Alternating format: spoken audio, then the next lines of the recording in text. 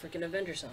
We're live. We're live. Welcome to Infinity Watch. Sorry for last week we weren't here. We're gonna make it up for you tonight by drinking a shit ton of beer. Can I say shit? I said it. Fuck you want. Well, YouTube's probably gonna flag us, so we could say whatever we want. But we're here live. We're gonna be talking about the Marvel Cinematic Universe and also everything that's happening in the Marvel comics. Well, kind of talking about that, and also the Fox Marvel Universe, which doesn't have much movement, but Deadpool was a thing. I'm Joe from that hashtag show, joined by my fellow compadres at that hashtag show, Johnny Parker II. Yep. You're going to be doing a show this weekend. You want to talk about that real quick? Oh, sure. Well, we can wait till then. We're going to do it now. We're going to do it then, too. Okay, well, I'll be doing a sign this weekend, all the way up and... Let's preface this. For those of you that don't know, Johnny's a comic book creator. Where can they find your work? Oh, you can find my work by going on Instagram, JohnnyP313, and my Twitter right there. I have links to my websites, so you can go there and check out some of my books, Black vs. Brown Hand, Broken, and some other stuff. And this week I'll be at the Celebrating Worlds Festival. It's being held in Van Nuys Boulevard, Tacoma. It's going to be a really cool thing, so come on down. It'll be myself and some other cool creators selling books and comics and just having cool conversations. Johnny, if people wanted to, if you had to, not pitch, but if you had to tell people like what your book is, it's this with this, like what give them a feel of like what your book's about. Okay, so my one book, Broken, it would probably be like Pokemon Go meets like Smash Brothers Melee. That's cool. Yeah, it's really dope. It takes place in the future where there's this integrated reality game called Scrap Battle, and it's the world's most popular video game because it's integrated reality. When you put your glasses or goggles on, you see your character right there in front of you. So either talk to your character, fight with your character, win with your character, become friends with the character. So it's a really dope story. It's all ages, and it's inspired by my love of shonen manga. So if you like things like that, like Dragon Ball Z, like, you know, Pokemon, things along those lines, any type of anime, you'll love this book. And what about the other one? My other book is called Black vs. Brown Hand. It's a black and brown exploitation comedy featuring Black vs. Barber from Brooklyn, Brown Hand's Latino partner in crime. It's kind of like, you know, Kay and Peele, like Dave Chappelle type humor. The Boondocks, we make fun of stereotypes, but all in the hopes of bringing people together. Black vs. only talks in rhyme, Brown only speaks Spanish. Black vs. greatest weakness are rims. Brown Hand's greatest weakness is a pickup truck and a job opportunity. It's a little bit racist, but a lot of funny though. I love it. Jezzer, how are you? Good. What's wrong with your voice? Why do you look like that? Tired. What's wrong with you? It's been a long day. What'd you do today? Worked. On hashtag show. Oh, wait, so rumor has it, I heard a rumor online on Twitter. You want to know what that was? What was the rumor? What was the rumor? That you went out with your ex-girlfriend yesterday. Now, can we talk about that real quick? I know we're not the love advice show, but I gave you some suggestions on where to go. Where'd you guys go? The Wax Museum. How was it? It was cool. I've never been there before. It's worth. It's kind of worth. It's almost worth the money. Let me say this: if you get me sick, I'm gonna slap your lips right off your face. No, that's number it's one. Not that. Number two. So it was good seeing her, good catching up. Yeah, it's been 16 years. Whoa. Wait, what? Yeah. Whoa. Can I have another one of these? Yeah. So this is like the high. Jesus Christ. This is like the high school girlfriend type deal. Like middle school, so I don't think you'd consider it like girlfriend. But He does not look or sound good. Jezzer has been through the ringer today. I don't know what's going on. Are you getting sick? You better not be getting sick. I'm not getting sick. I'm just tired. Yeah, just tired. I got home maybe at like. Oh, not any later than I would if I were here, but for some reason I just was tired driving around and then traffic and shit. It was just. And you have a. Don't forget, we have a screening tomorrow. I know. I have to go back. I have to go back to Hollywood. So that's that. I was gonna burn myself real. I got in trouble earlier this week. Wait, really? You Yeah. yourself, bro. By I'll say this as vague as I can. By you know where I was this week. I do. Where were you? I can't say, but He can't say it. I got in trouble by said studio. Really? Yeah, for something that I didn't do, but somebody else did do that wasn't associated with us. But that's all I can really say. Oh, okay. As vague as I can be. Toku Kid already with the super chat. Woo! Sup, y'all? And the event isn't far from my house. Nice. What events? Oh, that's the event on Toyzilla, I believe. Oh yeah. Or That's is gonna he be a lot of fun. Or is he talking about the Celebrating Worlds Festival? Oh, that's probably that too. Celebrating World Festival. You should go hang out with Johnny. You should actually pick up his book. I think it's amazing, even though I haven't read it, but I've heard a lot about it. Thank you. I heard you got nominated for an Eisner. Well, we're gonna go with that. Let's talk about the Marvel Cinematic Universe. Oh, before we get into that, we have the Super Chat feature. I don't have to do this on the Star Wars show, by the way, because we don't have any of these features. Yeah. But the Super Chat feature, Jezzer, what does a Super Chat The feature do? Super Chat feature helps support the show, and it helps keep the lights on helps, like like if we want to improve the show, it really you'll notice a difference from when we first started this year till now, how much of a difference the show has changed. And that's all because of you guys, for you guys supporting the show. So if you feel inclined to hit that S button and send us a little something, then... What up, Blackwing? I got to give shout-outs to some people that are in the room. You know what I mean? Then we'd greatly appreciate it, and we thank you so much for your support. For sure. Yeah, and guess what? We also have a TeePublic store. TeePublic Now, TeePublic is the place to be because we have 5 exclusive #show shirts on TeePublic. You can get the Doctor Strange Stranger Things mashup shirt. Ooh. You can get what's super in right now, the Deadpool selfie shirt. Deadpool selfie shirt. Which we've been selling a couple of. What up, Andy? How you doing? He's one of our writers in the room. You can also get that #show shirt. By the way, that's that #show shirt. Nobody owns that yet. I can't wait to cop mine. Nice. You can also get a Darth Vader shirt for all you Star Wars fans. I was just on Star Wars Fanatics. Watch that show, but also get that shirt. And Daniel's Battlestar Galactica shirt exclusively on TeePublic. I'm surprised you know what's not on there. What? Is Cosplay Never Stops. Should be though. But the Battlestar Galactica shirt, support Daniel, get his shirt. If you want to get the Illuminati shirt, sorry, it's not going to be sold on TeePublic. It's only going to be link. It's a secret link that only certain people are getting. It's an exclusive release. It is limited exclusive quantities. release. Limited, like 10. There's only 10 being made. There are actually only 10 being made in the initial run. Did you know that? Crazy. No, I didn't know that. Yeah. No. But guys, thank you so much for joining us. Last but not least, we got the THS Hashtaggers group. Johnny, what can people find there at the THS Hashtaggers group on Facebook? It's amazing. It's the best place to keep the conversation going after the show ends. It's the place where you can go talk about all your nerdy news. You can talk about things from comics to anime to Power Rangers to everything that we talk about here, including Star Wars. It's a place to find your news first as well. So everything we put on our website, we also drop, boom, in that Facebook group. And again, it's a great place to make friends. Go and post your own stuff, start conversations, and you can make connections right there, especially with some of our big events coming up, like Power MorpherCon and Angel Grove Prom. You need somebody to share that hotel room with. That's a great place to meet somebody you know is going to have common interests. So check it out. It's a cool place. Kendrick Figures, you're a new guy. You're a new person in this chat. Thank you so much for joining us. We're doing What's up, great. Kendrick, thank you so much for joining us. And we want to make this show kind of appealing for all Marvel fans. Now, we all love the Marvel Cinematic Universe. We all love the Marvel Universe. And that doesn't, we're not going to segregate here. We're not here to do that. We also love Deadpool. We love Fox. We love what everybo's doing. I do want to talk about, and we're supposed to have a show last week, but we're going to get into it this week. We're going to be talking some Sinister Six, guys. Yeah.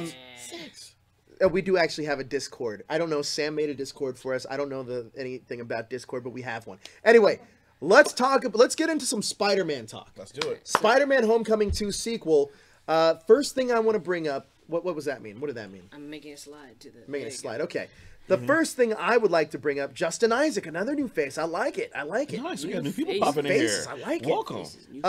First thing I want to bring up is the casting of Mysterio. Possible, they're interested in... Possibly interested in Jake Gyllenhaal. Yes. Now, before we get into Mysterio, which, Johnny, I want you to kind of explain to everybody, catch them up to speed who that is, let's talk about this. Because Jake Gyllenhaal entering the Marvel Cinematic Universe is big for 2 reasons. Number 1, he's a big name. And number 2, he was supposed to be in the running to play Batman in the DCEU. Yeah. Toku Kid also gives us a super chat. Oh my Just God. looked up the location. The Words Festival. It's 4 to 7 miles driving away. That's great. So he'll be there for a bit. Awesome, dope. Come on down, Toku. You can check out my books. We get to see you in person again. So, guys, what do you think about the casting of Mysterio, played by Jake Gyllenhaal? What do you guys think about that? Well, wasn't he in Life? What do you guys also think about that in the chat? Wasn't he in Life? He was in Life. The Didn't Venom they- sequel? didn't they Or say Venom that- prequel? Yeah, didn't they say that it was a prequel to Venom? I made that up, man. Oh. They did in my interview. They did. No, they actually did say that in my interview for Deadpool, but they were completely joking. It was a joke, yeah. Okay. But realistically, it should be, because it is kind of... It's super close. And Yeah, they you've even, seen it, right? They even say Life in the Venom trailer. Life Foundation, yeah. Life Really? Foundation, yeah. Yeah. It's Oh, like, wow. they're both Sony stuff, and it's the same. It's pretty much the same, like creature, really. So I mean, they should symbiote, just, yeah. They should just the symbiote. Symbiote. I hate the way they Symbiotes. say it in the Venom Symbiotes, trailer. Yeah. Symbiote. Now, Johnny, chat me up on the the character of Mysterio? Mysterio's this really interesting character because he came back. He's back from the original Spider-Man run with Stan Lee and Steve Ditko. He's a character created all the way back then. And the whole thing about the character is like he wears like big globe on his head and everything like that. And he has this like outlandish costume because he was actually used to work in special effects and like Hollywood and stage plays and all this stuff. And so what he ends up doing when he battles Spider-Man, he creates these elaborate illusions. That's why he's called Mysterio. That look so real and lifelike that he's always tricking Spider-Man. He's been a villain that's existed for years, and he's like is he like Marvel's like Scarecrow or something? A little bit, yeah. But instead of like making you feel fear, he can make you feel any emotion by just tricking the reality around you. Okay. And so people have used him in a variety of different ways. Like Kevin Smith used him in his run on Daredevil, which was like really epic and really well done. And so Mysterio is one of those staple Spider-Man villains that always pops up from like time to time. I like Mysterio. Every time I see like a Mysterio cosplayer, that shit's cool. It's dope as hell. Yeah. Now the only thing about it is that like honestly for me this casting of Jake Gyllenhaal is kind of weird because when you read the comics about Mysterio, they really work hard to keep his face hidden most of the time because again he tries to keep that illusion like with that globe in his head. Like even when Spider-Man catches him, he doesn't really capture most of the time. Most of the time he just foils the guy's schemes and he gets away. Except for those few instances where he doesn't match like you capture him. But so it's kind of weird. He's one of the original. Members of the Sinister Six. All right. Yeah. There's an article on that #show.com right now. Yes. What I'm going to do is I am going to place it into the chat on YouTube. You guys can check out that article. This is what we're going to be talking about right now. Yes. So if you guys want to follow along in that chat, click that link right now because we're going to talk about this. Now, this could contain potential spoilers. This is potential because it came from a Reddit user, so we don't know if it's real or not. Okay. So I'll see you guys in 10, 20 minutes. Well, no, it's a potential Reddit user. It could be anybody. This could all be fake for all we know. Okay. It's a lot too. There is a lot. So really? Let's talk. Yeah, right now we're going to talk about what we know. This was written by one of our producers here, Daniel Nagami. So shout out to Daniel Nagami. He's back to Terry watching us right now. Daniel Nagami. Now, this is for what we know right now. Tom Holland and Homecoming's director John Watts are returning for the sequel. That is fact, right? That's good. That's good. Also, Marissa Tomei, Zendaya, and Michael Keaton are returning to reprise their roles. Cool. Jake Gyllenhaal is currently in talks to play Mysterio. That is what we know currently. Right? Seems a little bit too big for it, but okay. All right, cool. All right. You mean Jake Gyllenhaal? Yeah, it just seems weird because again, he's more like this weird type guy. But all right, I'm on. Well, I mean, if you break down the cast, Larry Newbill, super chat. Woo! Thank you, Larry. If you break down the cast, they're saying that Robert Downey Jr. won't be in this one, so that money can go to Jake Gyllenhaal. That makes sense, yeah. And or probably like a portion of it. I mean, you could still proceeds paid by Robert Downey Jr. And they probably just want to pull. All right, so Jake Gyllenhaal. Let's move on to some. Now again, we're going to caution you if you don't want to know anything about Spider-Man: Homecoming sequel. Click out now. However, this isn't confirmed. This is all Well, it's all a rumored plot leak. We don't know if it's real or not. But it does sound pretty sound. It sounds. I mean, it sounds okay. But it sounds like it sounds like there's too much going on. If you really sit down and think about it, like I'm sure we could come up with great plots as well. However, it is from a Reddit user, so there is no 100% fact about this. So I mean, I think it's gonna be fun for all of us to speculate, but we're gonna go into these plot leaks right now. Okay. Now the Reddit poster said that the new film will be titled Spider-Man Field Trip. Interesting. Okay. Now we had Homecoming, and this is Field Trip. This will take place after Avengers 4. Peter and his friends will head to London for a conference sponsored by the Stark Industry. Tony Stark himself has passed away, presumably after saving the world as Iron Man in Avengers 4.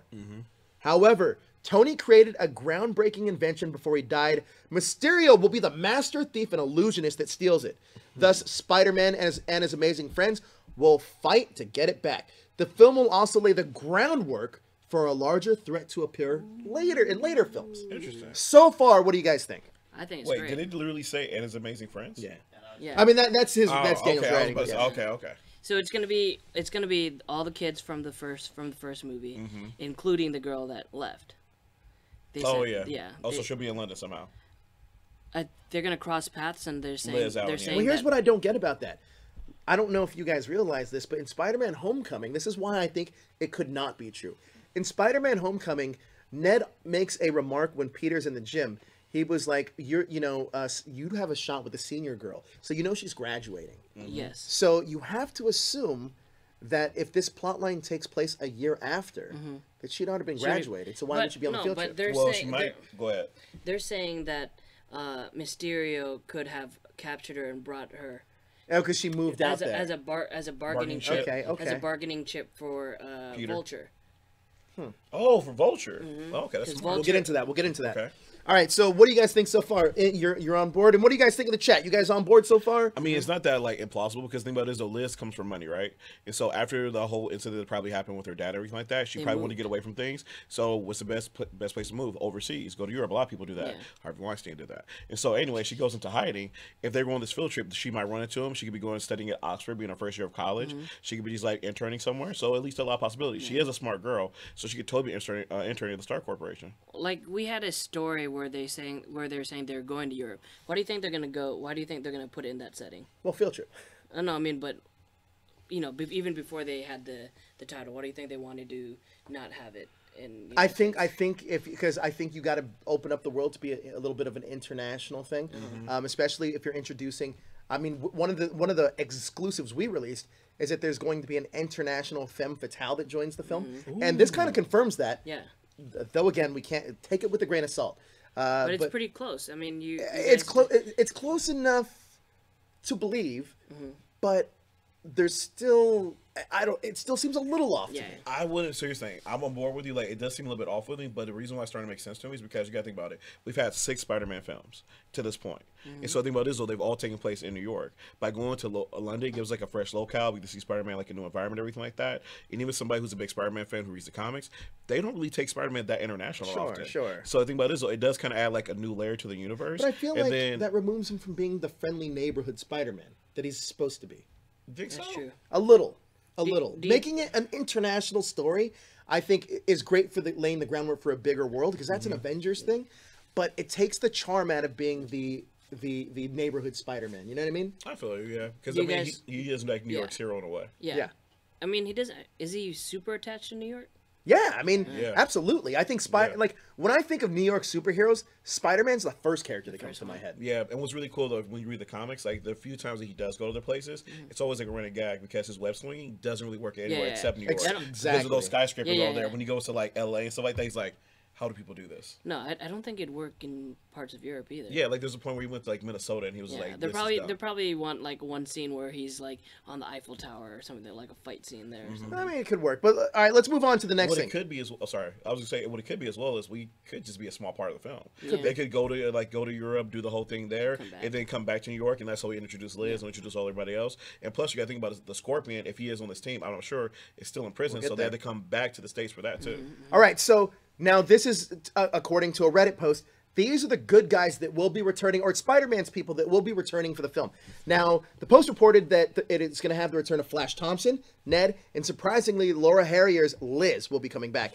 After the arrest of her father, Liz moves away with her mother. Peter and his friends may bump into her in London, or she could be a part of a sinister plot to blackmail her father as an accomplished thief, because he's an accomplished thief.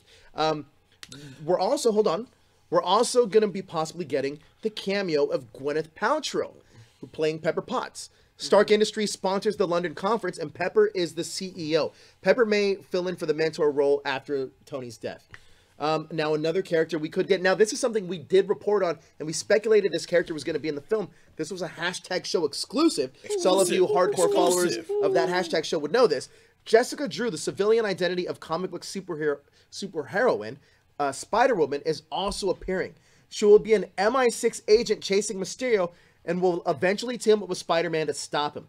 Jessica is described as a secret agent badass without superpowers and is unlikely to be donning the Spider-Woman costume. However, this could be laying the groundwork for the future Spider-Woman franchise with another spider-based science experiment gone wrong. Now, in our breakdown that we had, it did say femme fatale, and we had associated this character being in that role. So far, what do you guys think?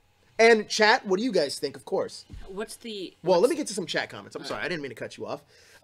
They would say that, let's see, there's a lot going on here. I'm going to just read a couple of these. By the way, you have the super chat feature if you want to highlight those comments. Johnny, you have a point. Never see Spider-Man outside of New York unless he's with the Avengers. Toku, why is Spider Slayer on the wall of pictures? Well, we'll get there. We'll get to that. Smythe might be in the movie, maybe transforming into Spider Slayer. Like I said, we'll get there. Panther 7, thank you so much for joining us. He was joining us on our Marvel Trek back in the day. Justin Isaac says, can you tell Alan Palmer to accept my... I don't know who Alan Palmer is, man. to accept my friend request on Facebook. And I thought Gwyneth was done with the MCU. Oh, that is Alan Palmer is one of the Alien Rangers. Oh, I don't know, man. Okay. I don't know Alan Palmer to do that. Matthew Thompson says, geez, how many live streams are tonight? This is the last one, so you save the best for last. Blackwing says he was hoping for Black Cat. Now, I'm going to address that directly. I did ask Kevin Feige when I interviewed him for Avengers Infinity War. I asked him straight up that we knew that there was a femme fatale that's going to be in Spider-Man, and I asked him specifically if it was Black Cat, and he said, no, it is not Black Cat. Makes sense. Yes. So Black Cat would be around the same age as the kids, right? Or no? Yes. Yes. Well, no, Black Cat I think would be older. Well, this is the reason why it makes sense, because think about it is that when Black Cat shows up in the comics, she has a relationship with Peter, and so they have this whole but she thinks that he's older. Well, right? but when she dates, they're in college and everything like that, and they have this whole lounge relationship. They're pretty close. Exactly. So think about it is if her showing up now would probably be too soon. Yeah. Her showing up maybe in graduation or something like after that when he's a little bit older, probably makes more sense. And setting up Jessica Drew as a Spider-Woman kind of makes sense for me too, because we talked about Captain Marvel last week and how they used that Achilles through the comic run. Spider-Woman had a really great comic run where she was actually like the first, in a way, pregnant superhero. Yeah. That was out battling villains. That was pretty recent too. Yeah, about a couple years ago. So it makes sense that if they're trying to bring more females into the Marvel universe, Jessica Drew would be a place they would go. She would be older than Peter Parker? Yeah, she's older and like more mature and everything like that. She'd probably join up with the Avengers. Jessica Drew? Yeah. She does at some point. She joins up with the new Avengers and some other the teams. West Coast team, right? Well, if they do it, maybe. Yeah. All right, let's talk about the bad guys. Now, the character Matt Gargan, the Scorpion, will have a small role. He was played by I forgot, Mike Mondo from Breaking Bad and Better Call Saul. He will push Liz's imprisoned father, Adrian Toomes, to reveal the Spider-Man secret identity.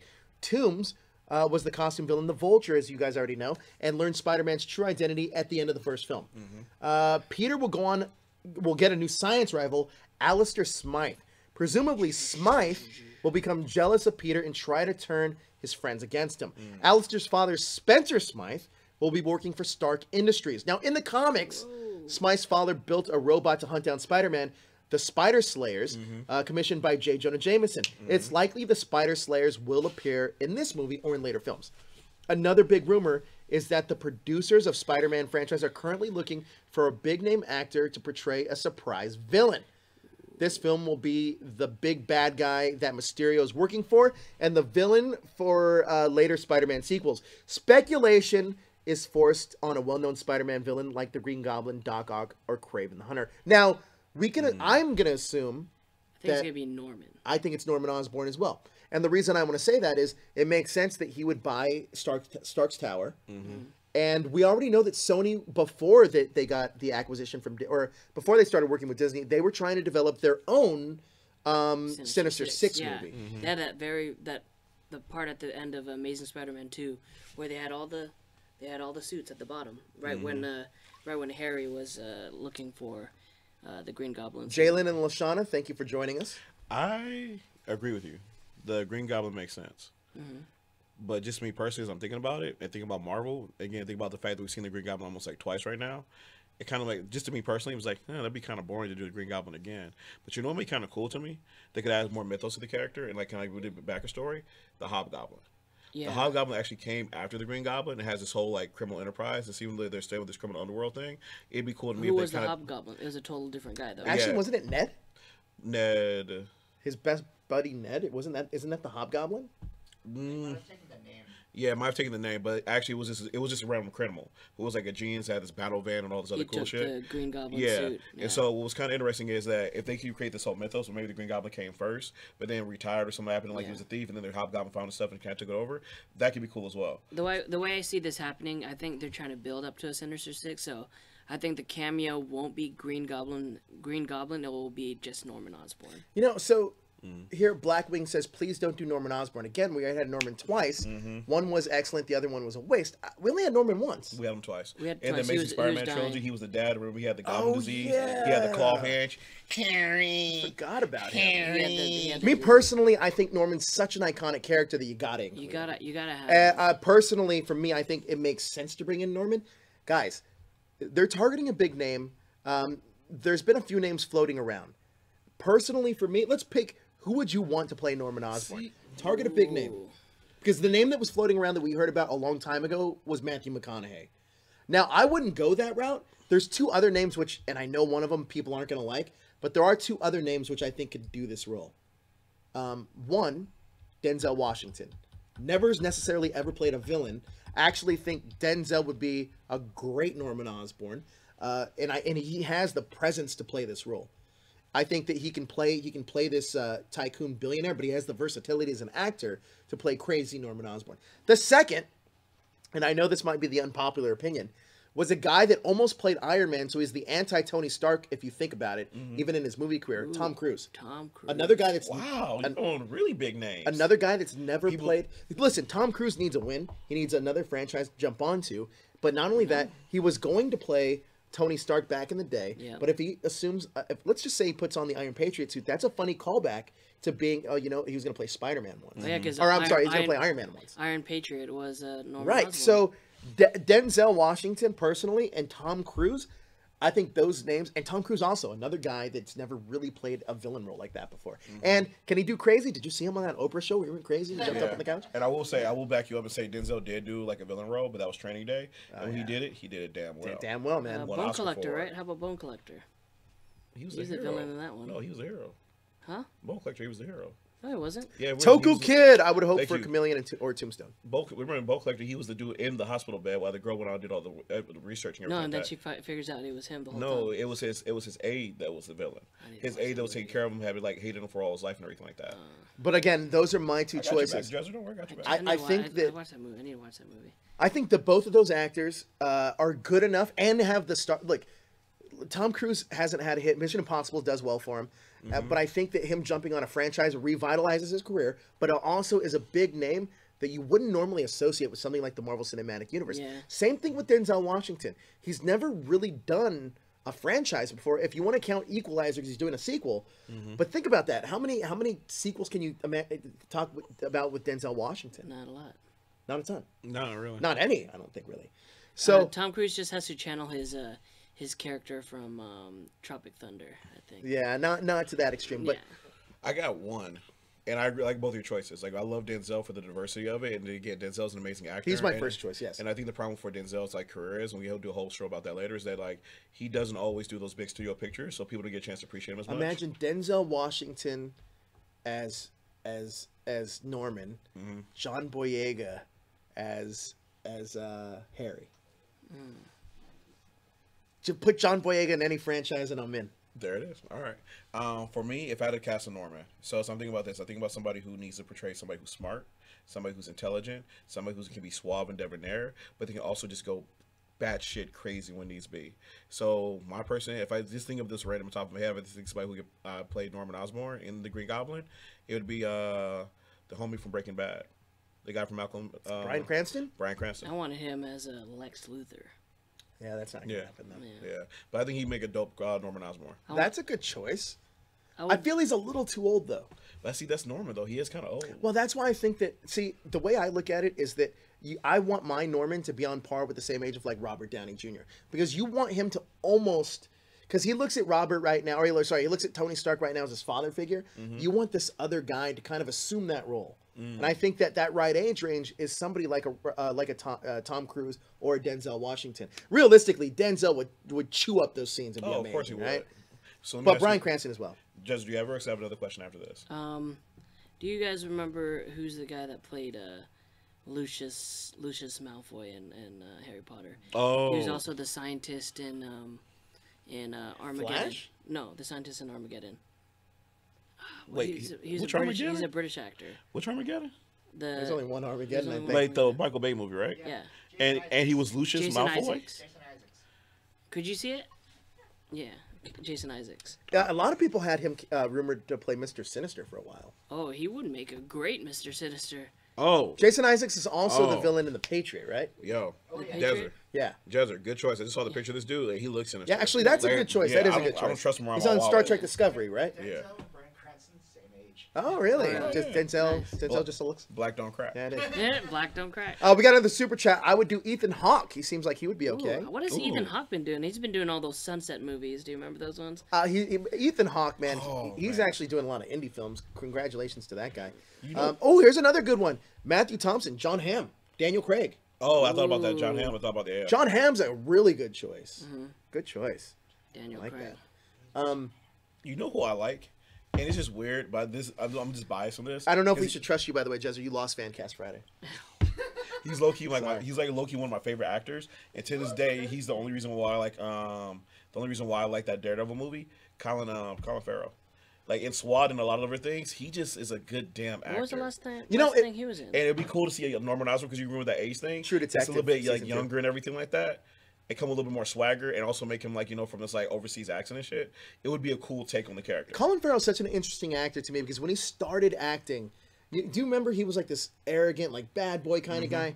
He was a terrible actor, personally. I thought in his early career. Photo booth. Exactly, yeah. right. Oh, Photo no, booth. phone booth. I mean, Phone booth, yeah. SWAT, like he was bad. You didn't like SWAT? I like SWAT. SWAT, Jezzer. That's why we Henshin Bros. SWAT's the shit. SWAT was It's terrible. like when Samuel was shooting, it was like, why didn't you do the role? He's like, Hey, you know, Jeremy go with Renner John was in Woo. that. His American accent was bad.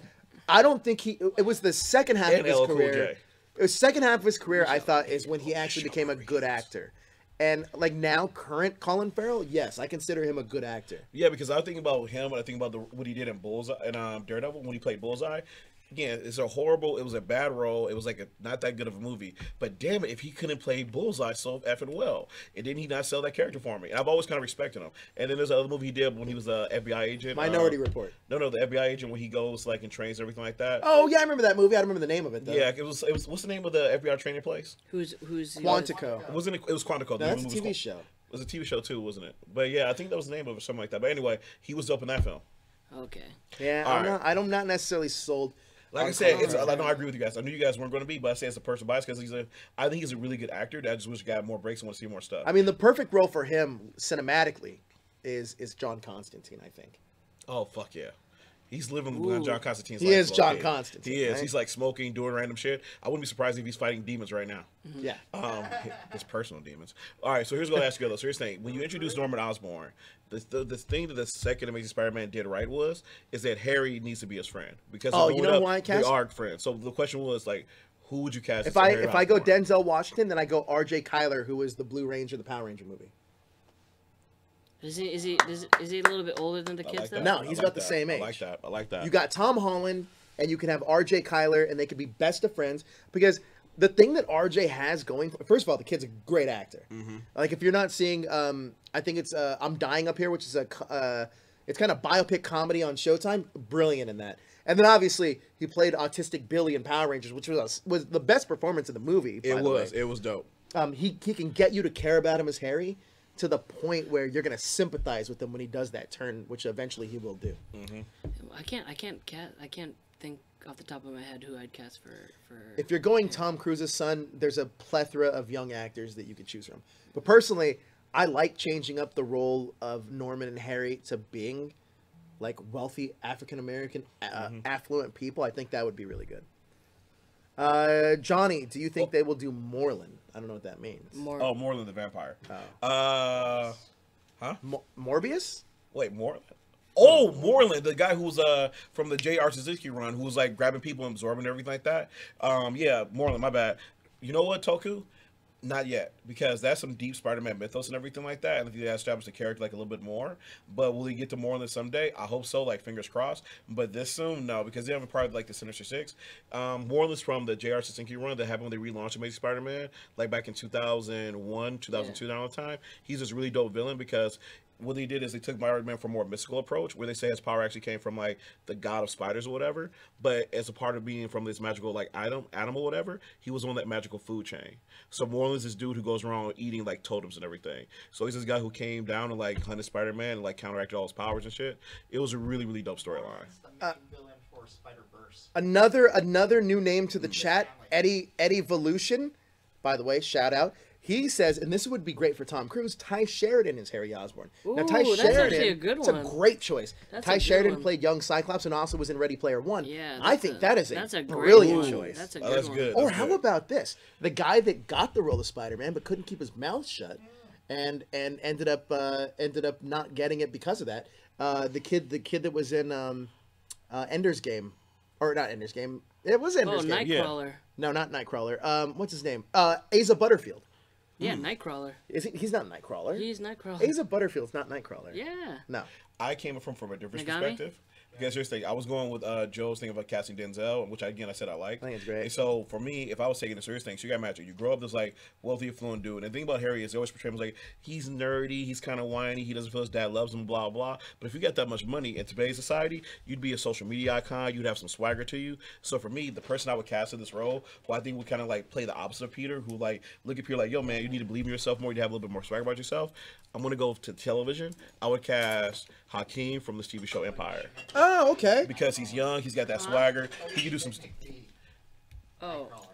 He's not Nightcrawler. Blackwing even says. Yeah, I think he would do some seal stealing. It will put him on the big screen. And again, the cool thing about it is though, because like low-key Peter's become like this teen heartthrob, he's also a teen heartthrob. So you put both of them in the movies together, it's like having two Corey Feldmans in the 80s. Well, I mean, it's going to make money. One thing that I really loved about Homecoming is that they took remember, because Spider-Man or Peter Parker ends up becoming a photojournalist. Mm-hmm. That doesn't necessarily work in this day and age, so I think it makes more sense that he's getting into the vlogging. You know what I mean? Yeah. Or because The social anybody media that aspect of has it. a phone can be a photographer. photographer, which I kind of dig. By the way, right now there's some photographer watching right now who's getting pissed. You son of a bitch. No, but no, it's true though. Like phones Another are like one. fucking crazy. Jaden Smith is one that Matthew Thompson No, says. Jaden Smith sucks balls. I like Jaden a lot, and if everybody's seen the Get Down, I like this role in the Get Down and everything like that. He was but terrible in Jade, that. You didn't like him? No, He his pretty much played himself. His delivery of his lines were just really bad. Like You didn't like it? No, his acting is terrible. Oh, okay. Okay, well, there's was the another other part kid to that the was good. story. Which one? The poet kid? Not the poet kid, the other kid. Oh, his brother. The other part of this story that Daniel Nagami's article, which is in the link, and I'm going to reshare it just so you guys know exactly where I'm at. Shout out to Daniel Nagami. Shout out to Daniel Nagami. Go check out this article. It's actually brilliant. This is the last piece of this. Lastly, Reddit user claimed that Spider-Man Field Trip will lead to the Sinister Six film. Kevin Feige stated earlier that the Spider-Man films may have a Harry Potter-like structure, with each film representing a year in high school. Sinister Six would be Peter's senior year. Filming for the sequel begins in London in July. On-set photos will probably start leaking and hopefully confirm or disprove these details. Sony has scheduled an untitled Spider-Man sequel for July 5th, 2019. Did it say that'll be his senior year? Yes. According to Kevin Feige, if Sinister they go on Six that will be his senior year. Yeah. That's fine. That's cool. That's cool. I We already have 4. Like if the Mysterio thing falls through, we already have 4 out of the 6. Exactly. They can bring in other ones. Yeah. And I like this being like these 3 movies being like a chapter of him in high school, because then we get to one of my favorite moments in Spider-Man's life is when he goes to college to Empire State University, where he gets to meet like Gwen Stacy and all this other cool That's stuff. where his story starts. That's really when he getting really picking starts up. to mature and do all these cool things, and so that Joe, would be totally badass. Jameson. John Jonah Jameson. Well, J. Jonah Jameson, he's supposed to technically should be by now. So it's interesting to see if they're actually going to bring that in. Well, his what is it, Betsy Brandt or something? Betty Brant. Betty Brant. She's one of the high schoolers. Yes. Yeah. Where's Betty Brant? She's the morning announcer. The Oh, that blonde is girl, Betty. that's Oh, Betty so Brant. dope, so dope. Yeah. Betty Brant. Oh, we'll talk about when we do our own show, the PCR stuff. I'll talk about Spider-Man there. That would be dope. Here's the thing. I think that this movie has legs. I think the idea of what this Reddit user said could work. I like that they're setting up that Spider-Man mythos. However, if you're going to do a movie a year to get him to his senior year and lead up to the Sinister Six, he's only going to be a certain age for a certain amount of time. So we're going to have to get to college sooner than later. But he did say he wants to play Spider-Man Forever. well in his 40s, so until he gets to his 40s. Oh, that's dope. Which technically is the That next is so awesome. 20 years. So, but even when you get to that point, and even when people are like, you know what, maybe I want to leave, you have an out, and it's called Miles Morales. Yeah. So, I mean, that's something that Marvel has the luxury of. I like the idea of this. I like the idea of building a Sinister Six. Realistically, in Marvel Comics, there's only to me, at least, this is my opinion, and I'll get your opinion in a second, the 2 strongest rogues gallery are Spider-Man and the X-Men. You can bank on these characters for years to come. the Rogues Gallery? Yeah, For just for First Marvel itself, or for all In comics? Marvel, in Marvel, or you're speaking of Marvel, right? In Marvel itself, I think that really, realistically, the strongest villain core is definitely Spider-Man and the X-Men. They have the best villains. Yeah, that is pretty the most true. well-known villains. If you think about all the Avengers and think about their villains, none of them really like ring true. Like none of them you remember immediately. It's not like Spider-Man's villains or like Batman's villains. You remember Batman's villains like easy. Yeah. And Batman then, has the most iconic villains out of any superhero. So we already have Vulture. We have Scorpion. Mm-hmm. Shocker is still Got alive. on the super chat, guys. How do you think the dynamic of Aunt May knowing Peter's Spider-Man so early in his hero career is going to be like? I think she's going to be super protective. Yeah, so I have a feeling that if this story plans out, that she's going to... I think she almost sends Peter to this conference to be like, okay, get the superhero stuff out of your system. Yeah. Like go to this other country, live life a little bit.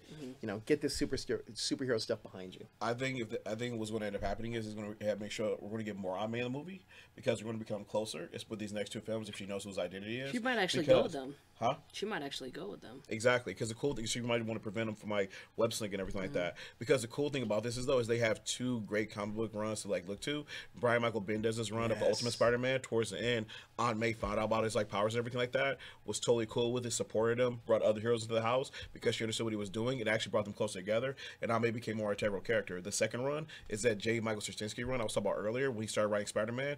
One of the things he did like earlier on was Aunt May finally discovered who Peter was, and then they became closer because she's like, I feel like we haven't talked in years, and it made them more closer because you got to remember Aunt May is his surrogate mother because with his origin and everything like that, his parents died when he was a baby. So this is the person he's going close to. I thought they were secret spies. Well, according to like the Amazing background, Spider-Man. Did they change that? Did they change? No, I mean that was one of the comic books. Yeah, well, according to the Amazing Spider-Man, the Untold Tales of Spider-Man story, they were actually some of the original agents of S.H.I.E.L.D. And one of the people who, when they got pregnant, one of the first people who knew that they were pregnant with Peter was Wolverine.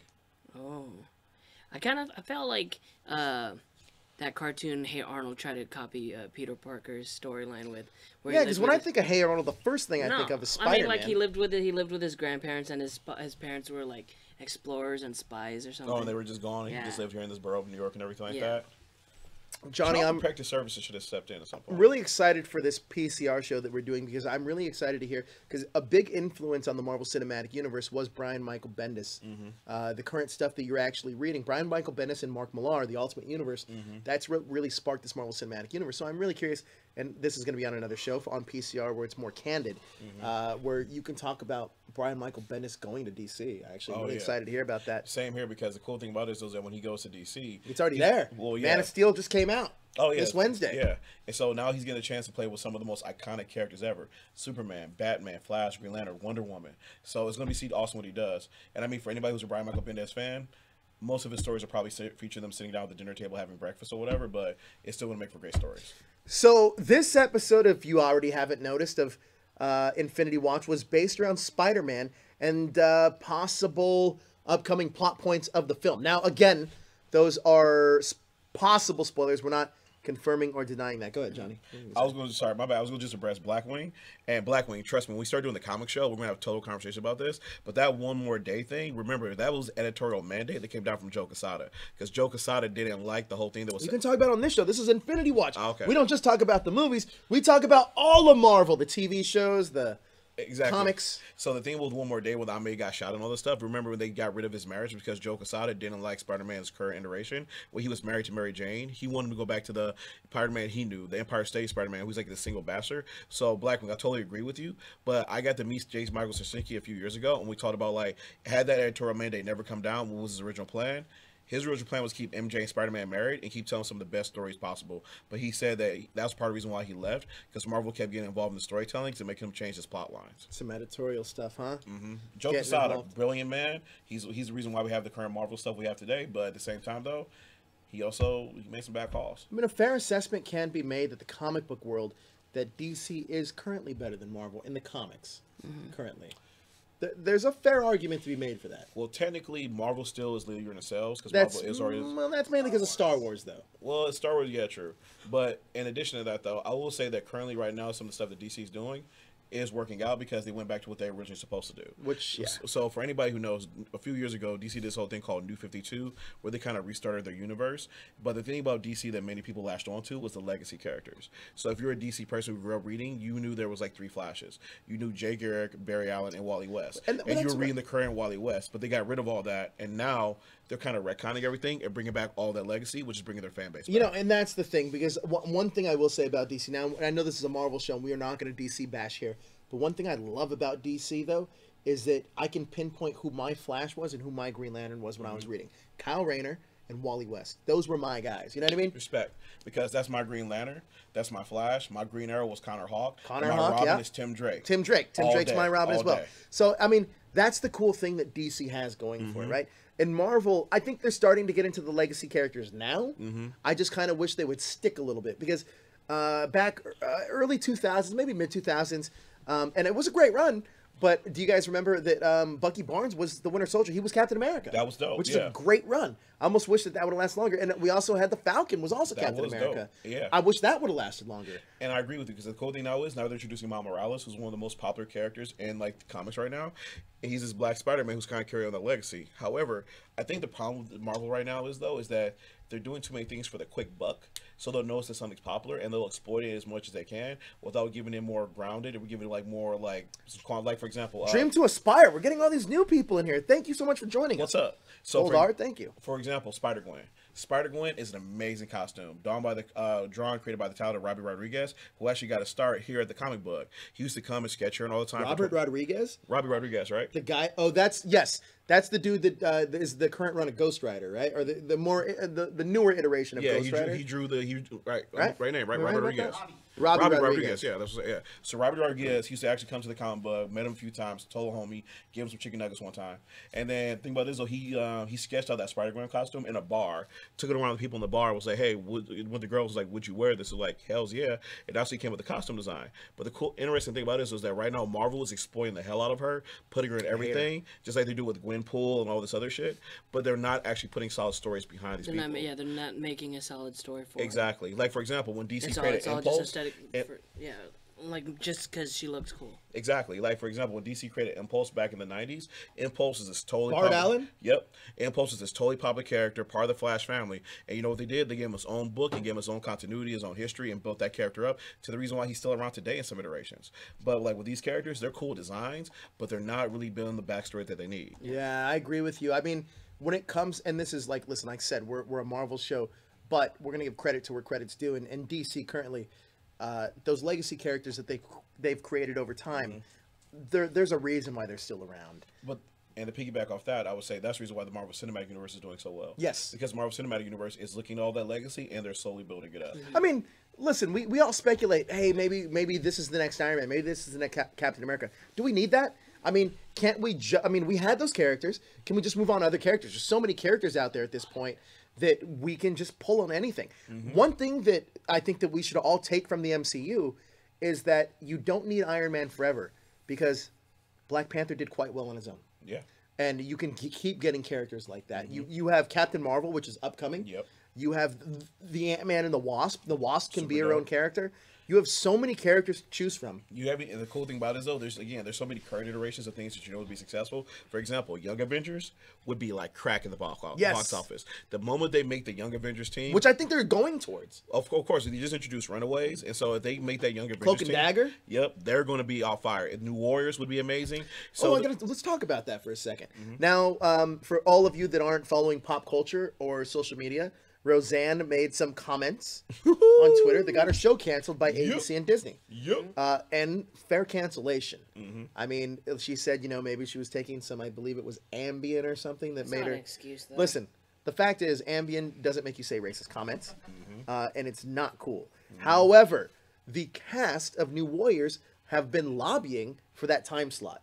They said maybe this is the time to introduce these kind of characters. Now, you have an openly gay character on that team. You have a prominent black character on that team, and a prominent female character on that team.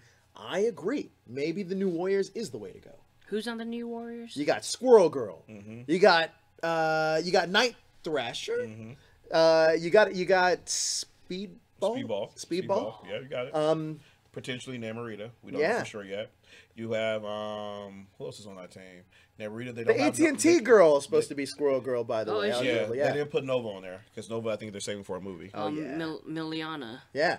So I mean, with a cast like that, first of all, a diverse cast that represents what America really is. And if you're watching us from another country, America is not in the best place right now. However, it represents what America really is, but it also is a sense of positivity. And there are also characters that can grow in the future, which I think is really cool.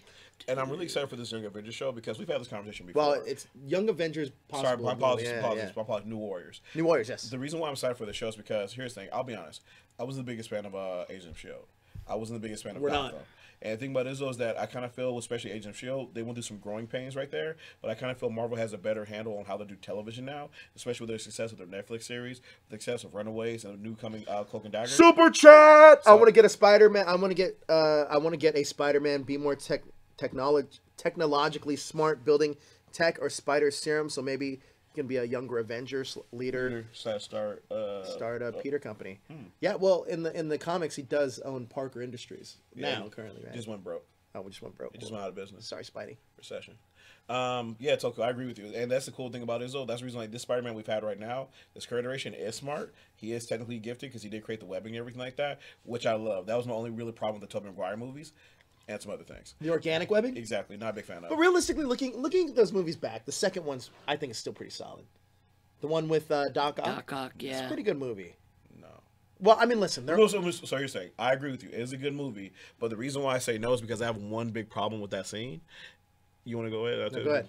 The big problem with it is, so you guys remember that moment he starts that train and he's like pulling in the webs. This is awesome scene. He stops the train, everything like that. And then afterwards, the people start carrying him like he's Jesus and everything like that. And they take off his mask. It's like, he's just a kid and blah, blah, blah. So here's the thing, though. This amazing moment, heart-wrenching, the heart-touching and everything like that. But at the same time, like, that's New York.